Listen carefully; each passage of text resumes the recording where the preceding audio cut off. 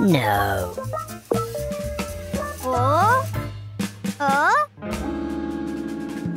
Pavel Tsatsouline just appeared on the Andrew Huberman podcast, and they talked about fitness, strength, barbells, kettlebells for 4 long hours. Now, my goal with this video is to, of course, listen to what Pavel said, because like it or not, even though sometimes I'm critical, Pavel must be listened to when he says something. He has earned that right. And then, of course, I'm going to give you my thoughts, my reaction, my feedback to it. It's probably going to be a longer video, a longer project. I'm not going to do everything in one sitting because it's such a huge podcast. And the goal is just to add to the discussion. Whenever anybody talks about kettlebells, you know, your boy Gregory is up in arms. That's what it is. And if you're over 40 and you want to become strong, fit, and lean without going to the gym twice as fast, download my free ebook in the first link in the description. Grüezi miteinander, Gregory von Lebe Stark hier. Pavel is a legend in his own right. He's one of the dudes who brought kettlebells to the map in the West, or he brought it back. And it was the modern renaissance with RKC and Strong First, and they changed a lot. However, the landscape of kettlebells has changed. We have listened and we have seen that the Russian style of training, the Getaway sport athletes, that there is a whole new world of kettlebells, and we can combine these two worlds together. And this is when we come up with that hybrid approach that I've been talking about for so long. And I'm a disciple of Steve Carter, rest in peace, my mentor, who opened up the door and showed me what kettlebells are all about. And he was the original hybrid. He went to Russia to learn more about Getaway sport, and he also was taught by Pavel. So now with that in mind, let's listen. Let's have an open mind. Let's also be critical. And then I want you to make up your own mind when it comes to training, fitness, kettlebells, so on and so forth. All the good stuff. My guest today is Pavel Tsatsouline. Pavel Tsatsouline is considered one of the premier strength training and fitness coaches in the world. He has pioneered the development of various programs to improve strength, which he calls the mother of all fitness. I think it's interesting that Andrew Huberman introduced Pavel as this fitness strength coach legend. I'm not trying to take anything away from that description, but the way I would introduce Pavel would say he is the dude, like I did in the beginning. He is the kettlebell guy. He's the kettlebell specialist. He used certain ideas in strength training and applied it to kettlebells in a very unique manner and very unique way. If you like it or not, that's one thing. If it grants results, it's another thing. If there's evidence-based practice behind it, again, that's another thing. So that's not what I want to say. What I want to say is Pavel has earned his stripes through kettlebells. And so maybe there might be a rebranding, some sort of rebranding where Pavel wants to position himself as well as Strong First in an idea of, hey, it's not just kettlebells. I'm aware they do body weight and barbells too, but barbells, for example, the first thing that comes to mind when I think about it is weightlifting and starting strength from a more Western approach. And body weight, there's calisthenics. That's, for example, Thenx, right? And Chris Heria. And kettlebells, this is where a lot of people, the first thing they get in touch with when they jump into kettlebells is Pavel and Strong First. So it's interesting, to say the least, that they introduced him differently than I was expecting Andrew to introduce Pavel. What movements do you believe, if they exist, all people should include in their weekly routine someplace when thinking about how to develop, perhaps maintain, but for most people it's going to be the goal of still achieving some strength? I think there has to be a very low quantity of exercises, just very few exercises you want to focus on. For this individual, the barbell is the preferred tool. For another, it's a kettlebell or bodyweight or something else. You definitely ought to do something for a posterior chain. You absolutely do. If we are looking at the barbell, I would start out with the narrow sumo deadlift. You practice that first. You learn how to hip hinge. Fantastic exercise for everybody is the Zercher squat. In the Zercher squat, you hold the bar like this in the crooks of your elbows. So it's resting right here. The bench press has gotten bad reputation, thanks to the gym bros.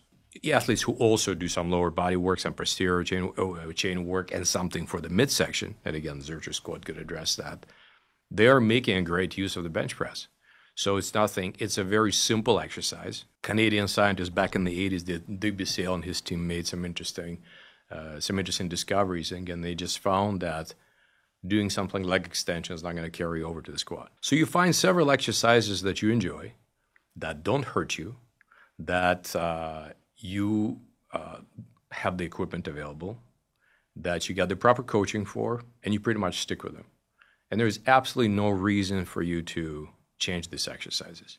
It's possible to change them on the margins, from a wide grip bench press to narrow grip bench press, but you don't really have to do a great variety of things.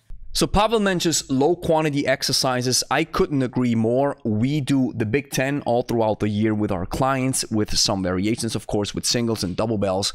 And this is one of the best ways to approach training, because you want to make sure that the exercise selection you're having doesn't waste your time. So you always get the most bang for your buck. Then he immediately moves into barbell exercises. He mentions the squat, the bench, and the deadlift. He mentions some variations of it, which is totally fine. You can do this as well when it comes to building maximum strength.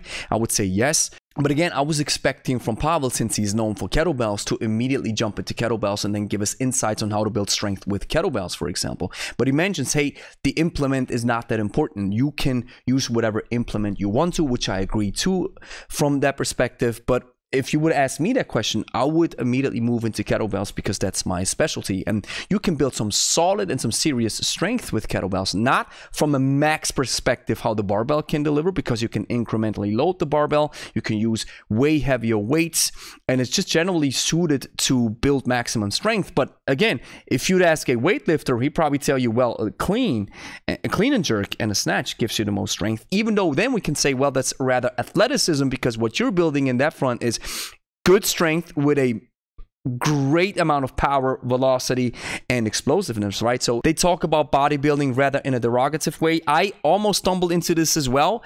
I see the point that bodybuilding is a little bit overrated, right? Most people don't want to look like this, but still, we have learned from bodybuilders certain aspects that we now incorporate, or we as hybrids, we use that incorporate this idea in our training as well. And then he says that the leg extension doesn't carry over into squats. And if I remember correctly, I read in Zatsiorsky's book that certain ranges of the leg extension, certain movements can carry over in a squat, depending on what type of squat you're doing and depending on the sport you're using, because Zatsiorsky is big, and Pavel talks about this as well, on specificity. So there might be a certain range, a certain angle in a leg extension or in a different exercise that you need exactly for your sport, and this is why you have to become stronger and have to improve rate of force development, speed, explosiveness, power to match your sports. And finally, he mentions variety.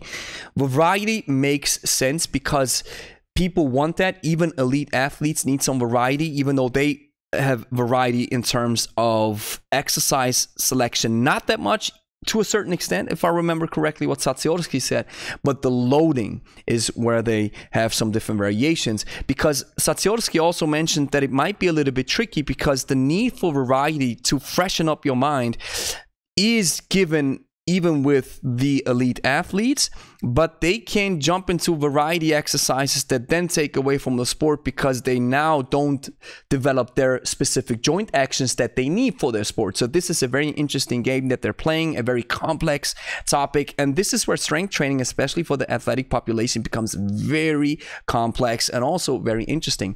So the way we use variety is we say, listen, we have these most bang for your buck exercises, and then we do some variations. For the snatch, maybe we do a half snatch, maybe we do a power snatch, maybe we do a regular pendulum snatch, maybe we do a single hand deadlift, double hand deadlift, hand to hand deadlift, suitcase deadlift. So these are the variations. We always focus on the big most bang for your buck exercises. What I would add to the discussion is make sure that if you say what movement should be included in a weekly routine to build strength, full kinetic chain exercises, because they give you the most bang for your buck. They strengthen the whole body as a unit. And he talks about the posterior chain, how important it is. I agree wholeheartedly, fusing the lower back and the glutes and the hamstrings into one solid unit. This is where kettlebells shine a lot, because they train the midsection.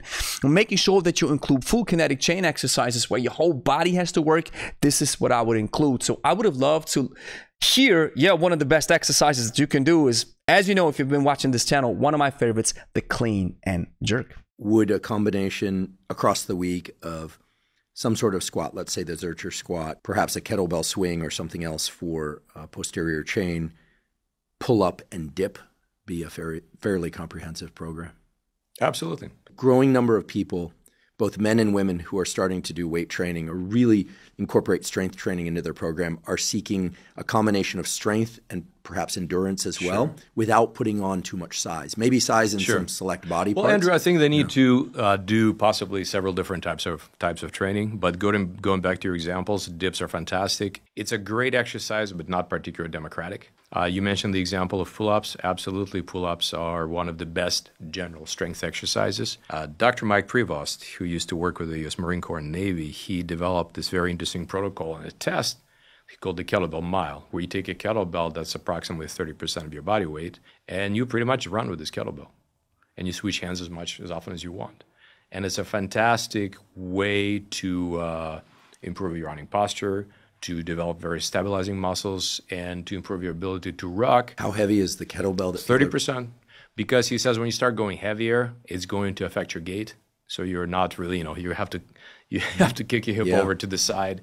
It becomes something else. That's a heavy kettlebell. It's 30% of your body weight? Yeah, I mean, I'm 210 pounds. It's not trivial. Or it's probably something like 62 pounds or something like that, 70-pound kettlebell. It's not, no, it's not trivial. The rate and pattern of degeneration of motor neurons as a function of aging, even if there's no ALS or Alzheimer's or Parkinson's or anything, is always outside in. It does seem that people that train their peripheral strength, they can offset some of that outside to in or distal to more close to the midline degeneration. A Zercher squat, a kettlebell swing, a pull-up, and dips as a GPP program. And GPP most definitely because Andrew Huberman referred to the fact that he's looking for a little bit more strength, a little bit more mobility, a little bit for aesthetics, just what the over 40 crowd and over 50 crowd is looking for.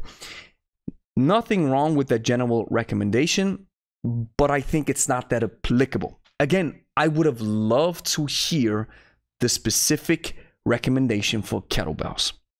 So a Zercher squat, you need a barbell for this. Many people don't have a barbell at home. Let's cut this together into a specific program for over 40s, 50s who want what Andrew Huberman is talking about, who have kettlebells at home and probably tuned in to listen to Pavel. So goblet squats, yes. Kettlebell swing, yes. Clean and press and some carries and you're good. So that will be my recommendation because the Zercher squat, yes, you require a barbell and it's a pretty tough exercise, especially for starters. Swings, no question, it's a good exercise. Pull-ups and dips are also awesome, but they are tough. And Pavel talks about this. He says it's not a very democratic exercise. So no pull-ups, no dips for the over 40 and 50 crowd who's getting started. And I imagine there's a lot of starters listening to that podcast who are interested what they can do to get started to get a GPP program. And again, I don't want to take nothing away from that program. It's just I do swings, I do pull-ups, I do dips. I don't do the Zercher squat, I just do regular squats, but I consider this a fairly advanced program. Then he talks about the kettlebell mile. And he says you're supposed to grab a kettlebell and run with it, and it's supposed to be a weight that doesn't affect your gait. And 30% of your body weight, well, in my case, that's a 24 kg kettlebell, and I most definitely assume that this is going to change and affect my gait if I run with it. So this is a questionable program to a certain extent, but of course you have to try it out and see what it's like. But I imagine rocking is probably a better way, or just walking with the kettlebell.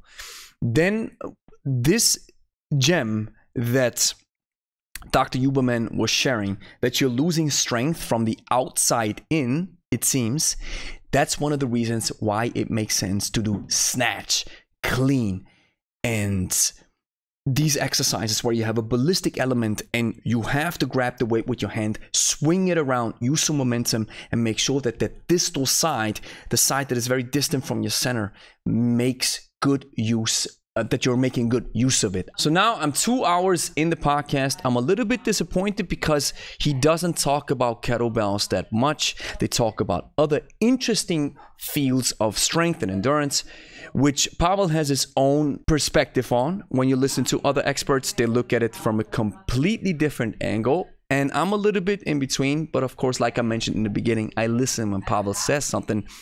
And there's a couple of things that I find interesting that I want to note in these 2 hours. It's way too much to cover it all in this little segment that I have right here. If you want to watch it, I have the link in the description of the podcast. But he talks about this one idea where you do 1 set and then you rest for 10 minutes. And the idea is, don't burn yourself out. This is Pavel's philosophy, and he has various reasons to do so. And I get that. In my snatch competition prep, I only went 90% max to the weight that I actually have to lift and that I have to train with on competition day. So on competition day, it's going to be a snatch for 32 kg, and I did a 28 kg set for 10 minutes because I'm only scratching at the 90% surface, because the training F max, or the max in training, is not the same as in competition.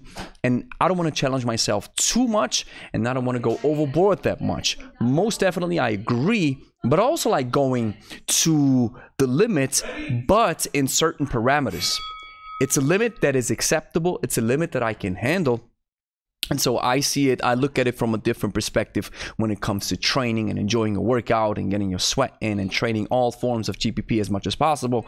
But Tsatsouline and also Pavel mentions that this is not possible to bring the boat up to an extent where you master every single quality or motor ability of the human body. This is normal, but you can at least raise them all to a certain extent. And he talks about the way he goes about it. So I have just different ideas of how I train, and I've had great results also with my clients, but I most definitely see where Pavel is coming from, because the athletic population doesn't burn themselves out as well. You always want to be careful with this, and a max effort should always be scarce. I get that. But waiting 10 minutes, doing 1 set and then waiting for 10 minutes, it's like your workout is going to take you ages. You don't have that feeling of training. And I like working out. I like going balls to the walls to a certain extent.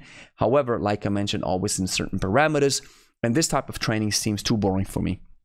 But then he mentioned this, I think he calls it this radiation technique, where you clench your fist and hold it as tight as possible, which gives you more strength in a press, for example, or in a snatch or in a lunge, any type of exercise that requires a lot of tension. And I started trying that out, and I have found that this works instantly, and I now use the technique if I want to use intense strength or intense tension exercises, or exercises that require a lot of tension. And this is where I see Pavel's genius most definitely. But again, we can be critical of stuff. We can take stuff and then discard other things that don't fit into our other way that we train.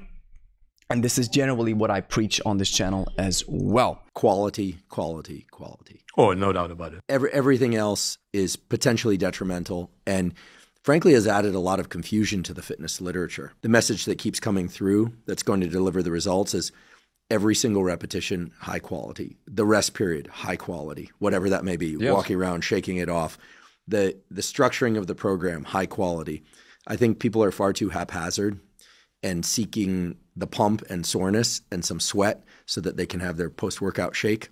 In the Soviet system, when you're talking about your training session, oftentimes it was referred to as a lesson. Great line that was written 100 years ago by Earl Litterman in his Secrets of Strength.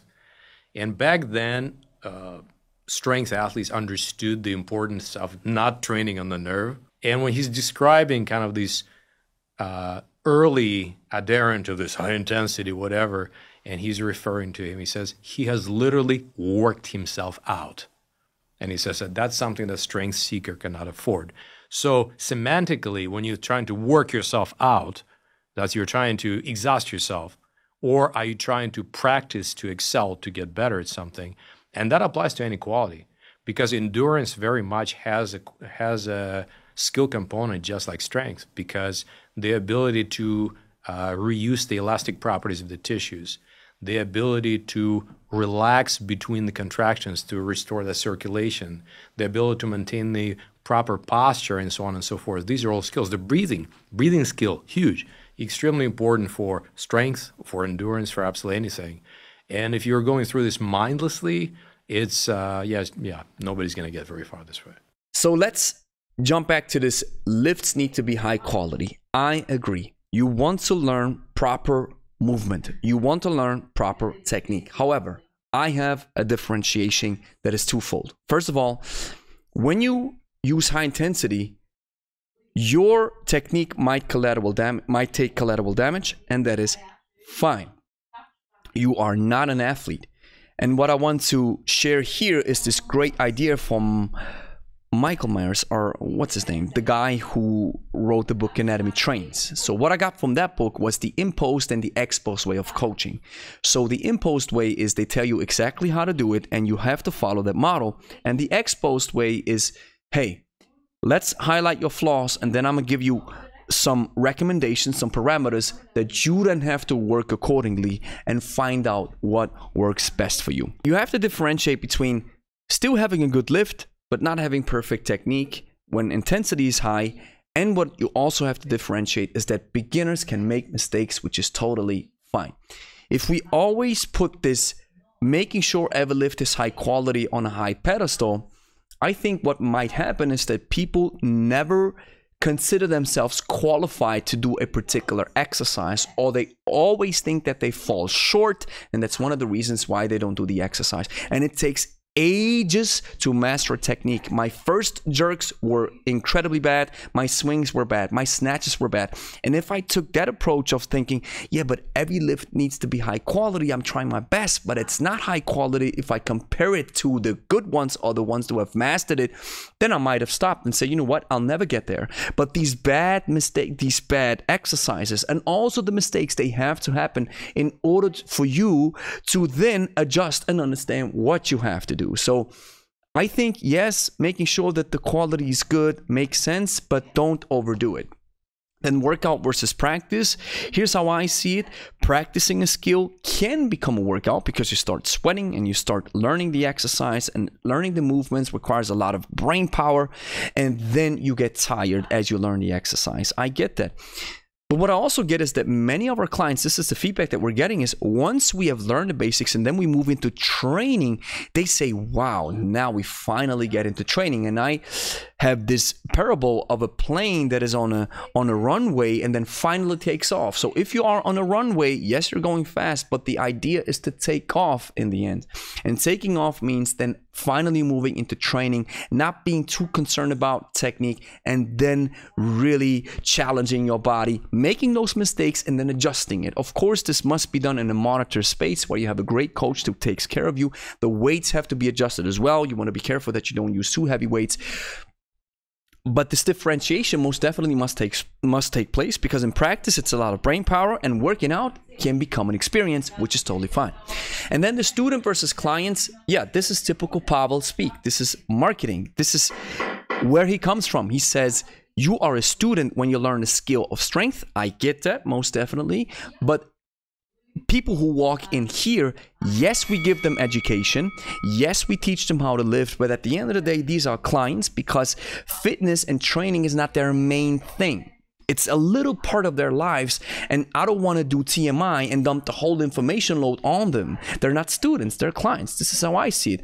Students are the ones who want to become trainers. These are the ones who want to take a deeper path and want to go down into the rabbit hole. Bodyweight training, the great advantage of bodyweight is its accessibility. So you can do a push-up absolutely anywhere. The downside of bodyweight training is it's a lot harder to learn these skills than it is, let's say, to learn many kettlebell skills or even some barbell skills. Beautiful thing about the barbell is, well, first of all, the satisfaction of lifting really heavy stuff. Some people find it extremely satisfying. If you don't, maybe it's not for you, but if you do, it's incredible. Then the ability to adjust the weights in small increments. So you can prescribe 87.5% one rep max, and you can do that.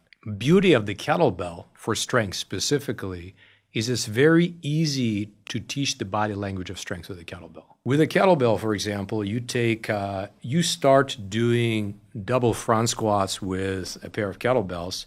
It's going to be like Zerchers. Your abdominal wall is going to light up. You suddenly learn exactly, oh, this is what it means to get tight. There is an apparent disadvantage of the kettlebell, which also can be an advantage. You can't program 87.5% body weight. I mean, one rep max. Because kettlebells jump in large, like for example, from 53 to 70 pounds, for example. That's a big jump. you're forced to put in a very significant volume of work, which is very healthy. It will lead to a lot of really healthy adaptations, and you will force to develop the skills to make that transition. Oftentimes, it's just a matter of preference and a matter of accessibility.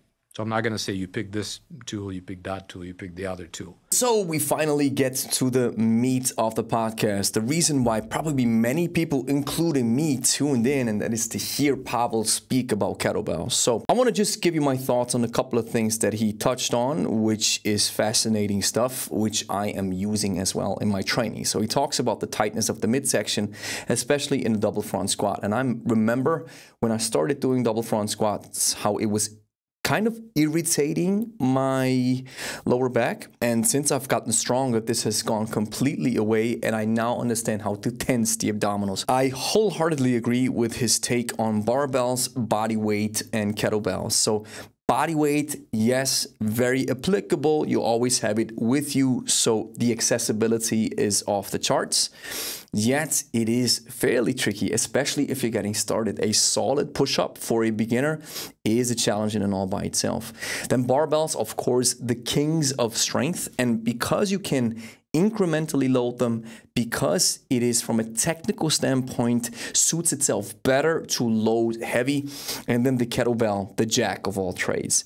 The kettlebell is the way I see it, and he coins it the what the hell effect, and I say the kettlebell is the tide that lifts all boats of physical qualities and motor abilities. But in this book we learn that it is impossible to perfect all of these qualities at once. You might have to specialize down the line here's the big if you are an athlete. But if you're not, and you're like almost everybody on planet Earth, then it just makes sense to bring up these levels of GPP to an extent where you're happy with it and you don't have to specialize. That's one of the reasons why I call the kettlebell the king of GPP as well. Explored kettlebell training so much. Whenever I've tried the standard kettlebell swing, just kind of, if there is such a thing, but between the legs, two-handed kettlebell swing, I tended to get some right side lower back pain, medial glute thing, and I'm sure I'm not doing it correctly. But I can tell you that, of course, some people are not supposed to do swings, as is true for every exercise. For example, in McGill's work, say some people who have problem with shear, sometimes they might have issues. The big issue is you have to hip hinge, not lift the kettlebell with your back or with your arms. So the swing, it allows you to train power and power endurance in an extremely safe manner. Because if you try to develop power in a lot of conventional ways, you will find you try doing Olympic lifts. It's very skill intensive, trying to learn how to do that. And besides, for some athletes, it's not appropriate. What's unique about the kettlebell and the kettlebell swing, another thing about the design, you can swing it back between your legs, but you don't have to let it passively swing between your legs. You can choose to accelerate it. This is called overspeed eccentric. In the kettlebell world, we refer to the what the hell effect. So what's the what the hell effect?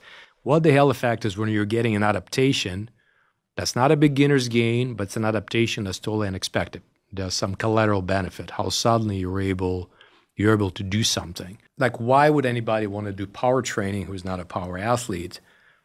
Because for so many reasons right now, I don't need to speak about it, your other guests have, for the reasons of longevity, how important it is to have high levels of power.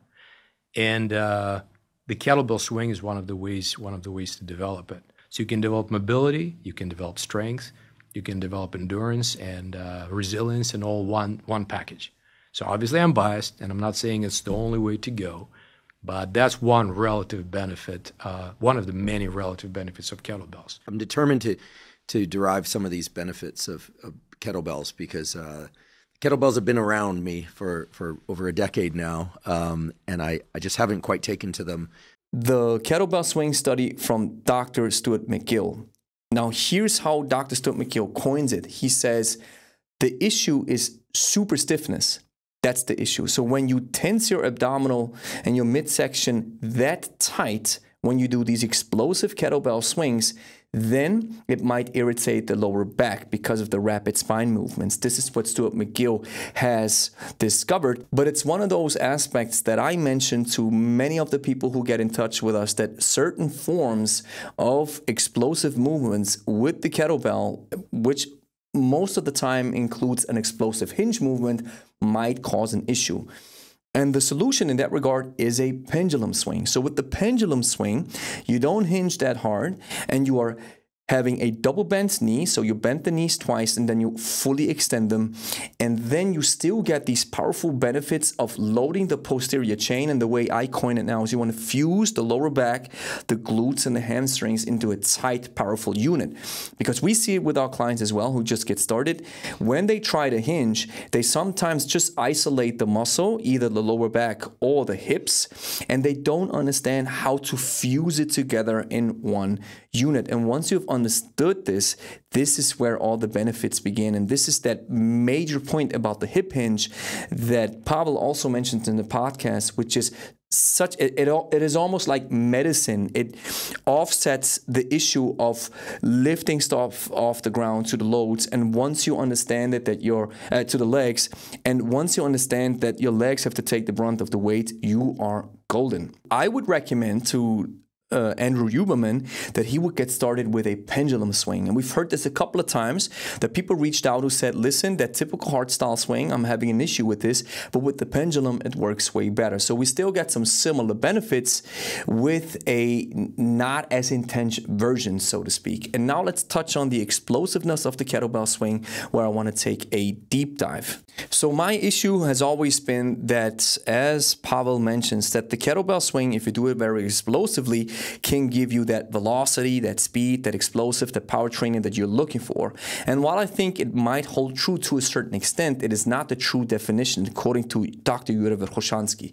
So here's what we have to understand. First of all, in Tsatsouline's book, he says that the dynamic effort is about moving submaximal loads with maximal velocity to develop explosive strength. So that means you pick up a lighter weight, you move it as fast as possible to improve your explosiveness. Now, Pavel and the Strong First crowd says this is what we're using the snatch or the swing for. So what is the dynamic effort really suitable for? According to Tsatsouline, the dynamic effort is, number one, we enhance the rate of force development. This means we train the muscle and nervous system to generate force as fast as possible. That's number one. Number two is you want to improve speed strength. And just as a side note on that front, Tsatsouline goes deep into the weeds, and this goes to the Soviet method that Pavel always talks about, where they were taking stuff and bits and pieces apart and made it into a moving unit because, and Pavel mentions this in the podcast as well, because they had to. There was no other choice. They had to use what was given and perfect it to an extent where you had these super athletes that the Soviet Union was able to produce. So number two, as we mentioned, improving speed strength, which means you want to develop the ability to produce force rapidly under a moderate load. And number three is sport-specific adaptation and application. So you only want to use the dynamic effort. Your sport requires a rapid force expression, so that's maximum speed, such as sprinting or Olympic weightlifting. And what is important to note is that the dynamic effort is not suitable for increasing maximum or almost absolute strength, because for maximal strength, maximal loads are required. And I think Pavel alludes to this as well. And for this, they also have a method that is called the maximal effort. The hardstyle kettlebell swing requires an explosive hip extension. So that explosive hip hinge that you have to learn. So it looks like that this might be a suitable practice to improve your power. And I do think that it does elevate these levels to a certain extent, just like lifting rocks or doing everyday movements that on your job that requires for you to lift some heavier loads will generate strength on that perspective. True power training requires a contraction phase that is shorter than 0.15 seconds. And the ballistic element of the swing extends itself beyond that limit.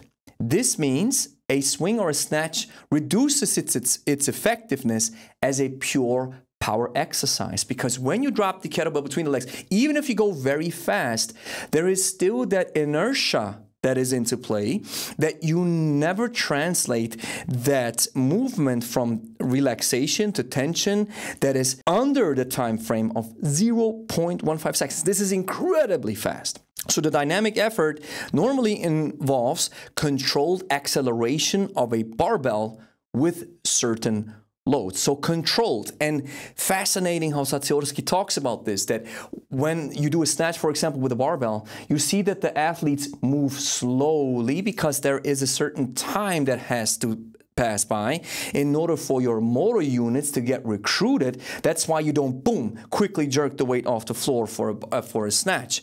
And so again, kettlebell swings lack that load specificity and the force production tracking, which makes it harder to program it as a dynamic effort method exercise. And number 3 is you don't have no intentional concentric action.